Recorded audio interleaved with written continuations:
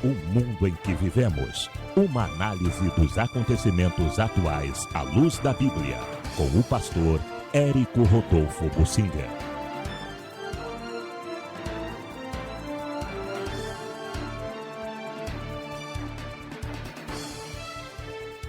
No Brasil, o legislativo, junto com a mídia, junto com o judiciário e a Amazônia, todos se unem contra o presidente Bolsonaro.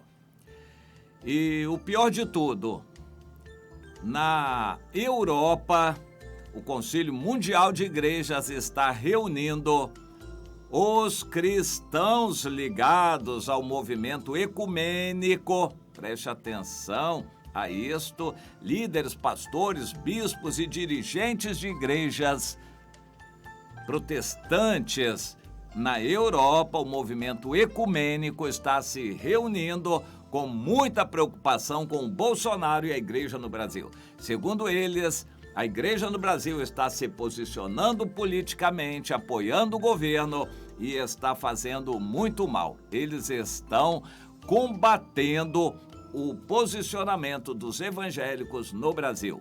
Eles estão dizendo que isso é muito mal, o posicionamento dos evangélicos em apoiar o presidente Bolsonaro, isso é muito mal, e estão querendo fazer alguma coisa contra o presidente Bolsonaro e os evangélicos no Brasil. Conselho Mundial de Igrejas, os cristãos protestantes ecumênicos que estão se reunindo. Mas o assunto que eu quero trazer é que todos se unindo contra o Bolsonaro. Há uns 3 dias atrás, Deus me deu aquela revelação de que o Bolsonaro seguia por um desfiladeiro, pedra dos dois lados e tiros contra ele, era atacado, não era atingido. E Deus dava uma saída só. E lá na frente ele lutava contra um monumento de pedra, obra, o reino do anticristo, sozinho e com as costas descobertas, sem proteção. Isso é um convite ao povo de Deus para orar por esse presidente que foi levantado por Deus, não para consertar o país, mas foi levantado por Deus para fazer uma guerra. E essa guerra já está declarada. Ontem foi um dia muito triste, ao final deste mês de agosto de 2019, porque no Congresso derrubou alguns vetos do presidente da República, entre eles, por uma esmagadora maioria, o veto em que ele cancelava a lei de punição para a divulgação de fake news em eleições. É uma situação interessante. No Brasil, sempre as esquerdas usaram de fake news e trabalharam muito, o PT trabalhou muito esta questão de notícias falsas e principalmente em eleições. O grande campeão disso era um chamado César Maia, no Rio de Janeiro, com os factoides dele às vésperas de eleições. O PT aprendeu e utilizou muito disto, mas como ultimamente a grande mídia se perfilou a favor do PT, provavelmente comprada, financiada com dinheiro pesado, aqueles de direita que apoiaram o Bolsonaro não tiveram outra alternativa senão se utilizar das redes sociais. Hoje está tudo mais dificultado. Hoje as redes sociais estão se resguardando para não repetir a história. Hoje estão tirando sites que estão nessa direção. E agora essa lei que foi aprovada pelo Congresso, vetada pelo presidente, o veto foi derrubado, agora vai ser lei. Punição de 2 a 8 anos de cadeia. É uma punição até mais severa do que crimes terríveis de corrupção ou coisa parecida. e essa lei foi derrubada no Congresso. O veto foi derrubado, a lei foi aprovada. Então, já está em vigor essa lei. 2 a 8 anos de cadeia para quem, em época de eleições, emitir um documento, uma mensagem de fake news, inventando uma notícia sobre um determinado candidato. É sabido que nessas últimas eleições, muito disso foi a favor do Bolsonaro, mas embora em todo o decorrer da história sempre foi a favor do PT. Mas agora houve muito a favor do Bolsonaro e por causa disso essa lei. Bolsonaro vetou, o Congresso derrubou o veto. Isso significa o seguinte: Bolsonaro não controla o Congresso. O Congresso é independente, faz o que quer e, na maioria, não está a favor do Bolsonaro. Isso é muito incomodante, incomoda bastante. O presidente não tem segurança de aprovar medidas no Congresso. O Congresso não está apoiando o governo do presidente Bolsonaro. Mas a derrota maior foi no Judiciário. O Supremo Tribunal Federal, de uma forma assim inesperada, que surpreendeu a todos, principalmente o voto da ministra Carmen Lúcia, que vinha votando numa direção, mas dessa vez ela votou contra a Lava Jato.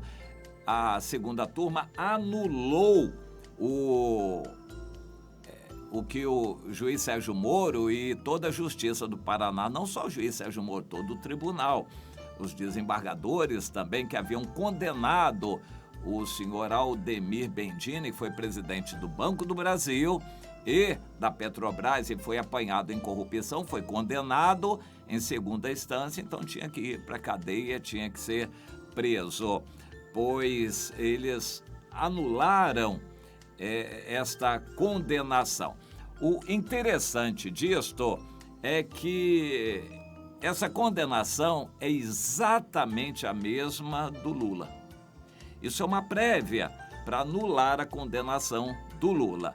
Inclusive, com relação ao Lula, na segunda condenação dele, o ministro Fachin, em atendimento aos seus colegas e ao que determinou a segunda turma, voltou o processo para ele seguir. Ou seja, o processo do Lula, que já estava em condenação, ele voltou para a primeira instância para dar mais oportunidade à defesa do Lula de defendê-lo. Isso foi um golpe tremendo contra a Lava Jato. O ministro Fachin agora encaminhou o assunto para o plenário, o que deve ser pautado brevemente, e o que se espera no plenário é que referende esta decisão, ou seja, que o processo do Lula volte e o outro que o está mantendo na cadeia seja revisto. Isso, então, é o esperado, porque dificilmente a ministra Carmen Lúcia votou de um jeito agora e no plenário vai votar de outro jeito. O que se espera é que a Lava Jato seja enterrada nessa próxima decisão do Judiciário, no Supremo Tribunal Federal. A Lava Jato já está sofrendo derrotas e agora vai ser, se o plenário decidir isso, vai ser praticamente enterrada. A maior parte desses processos vai ter que seguir o trâmite demorado da justiça e quando, depois de 10 anos ou o que for, quando conseguirem condenar a pessoa, já prescreveu a pena e não pode mais condenar, de forma que tudo que a Lava Jato fez para mudar a morosidade da justiça do Brasil está sendo anulado agora, ou seja, uma pá de cal que está para ser jogada sobre a Lava Jato. E a Lava Jato, para dizer a verdade, foi a única coisa que funcionou na justiça desse Brasil nos últimos tempos. E então o que se espera é que a próxima reunião no plenário, o conjunto todo dos ministros do Supremo Tribunal Federal venha a confirmar essa decisão e então a Lava Jato praticamente acaba. Há pelo menos mais 32 pessoas condenadas nesta mesma base. E é triste isto. Por fim, o que o seu Gilmar Mendes tanto quis está conseguindo dobrar os outros colegas para que a justiça só condene uma pessoa depois de esgotados todos os recursos. E no Brasil, os recursos da justiça são quase que ilimitados. Ou seja, a justiça é feita no Brasil e as leis são feitas para apoiar essa justiça, para não condenar ninguém que tenha dinheiro ou que tenha recursos para se defender. É muito triste isso. Eu vou pedir, Deus, novamente eu peço, Senhor, lembre-se do ministro Gilmar Mendes. Senhor, não se esqueça do que ele está fazendo com a justiça. Nós temos fome e sede de justiça, Senhor. Adicione o nosso WhatsApp e deixe o seu pedido de oração ou mande o seu alô. 99320